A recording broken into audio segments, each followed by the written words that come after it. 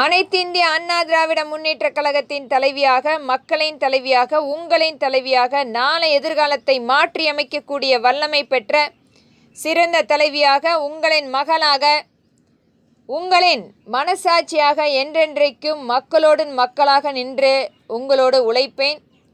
கண்டிப்பாக இன்றைக்கும் மக்களுடைய சேவையை மகேசன் சேவையாக இன்று வரை முழுமையாக உழைத்து கொண்டிருக்கிறது அனைத்திந்திய அண்ணா திராவிட முன்னேற்றக் கழகம்.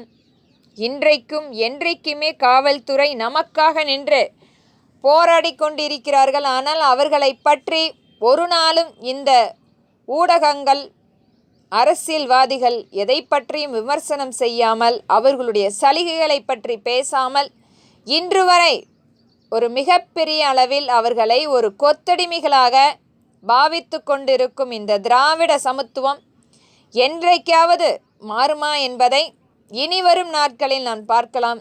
அனைத்திந்திய அண்ணா திராவிட முன்னேற்றக் கழகம் என்றைக்குமே காவல்துறைக்கு உற்ற துணையாக நின்று போராடி கொண்டிருந்தது. இன்றைக்கும் அவர்களோடு நின்று நாம் பணியாற்றி கொண்டிருக்கிறோம்.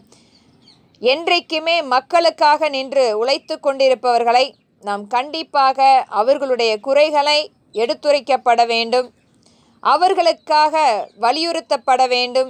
இன்றைய சூழல் அவர்களுடைய சம்பளத்தை உயர்த்துவதற்கு, ஊதியத்தை உயர்த்துவதற்கு ஏதாவது திட்டத்தை இந்த தமிழக அரசு கொண்டு வந்திருக்கிறதா, அல்லது அவர்களுடைய தங்குமிடம் ஏதாவது அதற்குரிய திட்டத்தை அறிவித்து அவர்களுக்கென மேம்பாடு திட்டம் ஏதாவது கொண்டு வந்திருக்கிறார்களா, அல்லது அவர்களுடைய மதிய உணவு கேன்டீன் போன்றவற்றை அனைத்திந்திய அண்ணா திராவிட முன்னேற்றக் கழகத்தின் காலத்தில் ஆட்சியின் போது கொண்டு வந்த அந்த திட்டத்தை அனைத்தையுமே முடக்கிவிட்டு இன்றைக்கும் அவர்களை ஒரு கொத்தடிமைகளாகவே பாவித்து கொண்டிருக்கும் இந்த சமத்துவ திராவிடம் என்றைக்காவது மாறுமா?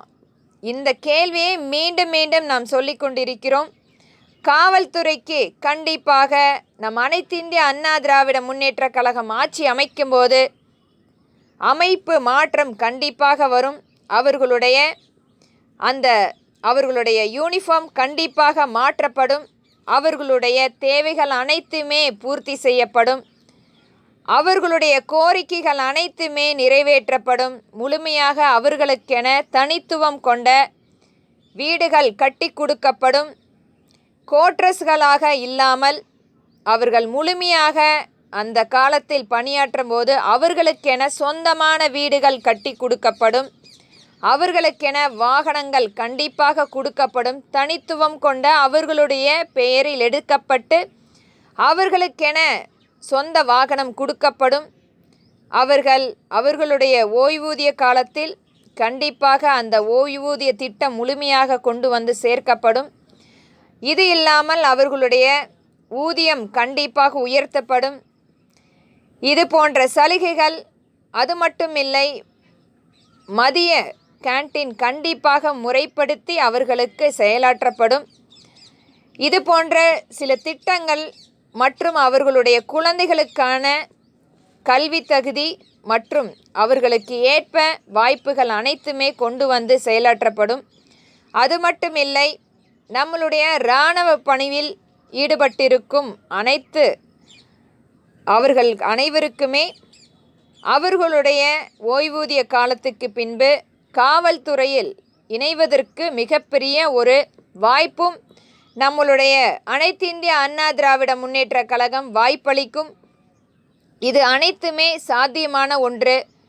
கண்டிப்பாக அனைத்திந்திய அண்ணா திராவிட முன்னேற்றக் கழகம் ஆட்சி அமைக்கும்போது இது போன்ற அனைத்து சலுகைகளும் எம் மக்களுக்காக உழைத்து கொண்டிருப்பவர்களுக்கு முழுமையாக கிடைக்கும் என்பதை அனைத்திந்திய அண்ணா திராவிட முன்னேற்றக் கழகத்தின் சார்பாக பதிவிடுகிறேன். நன்றி.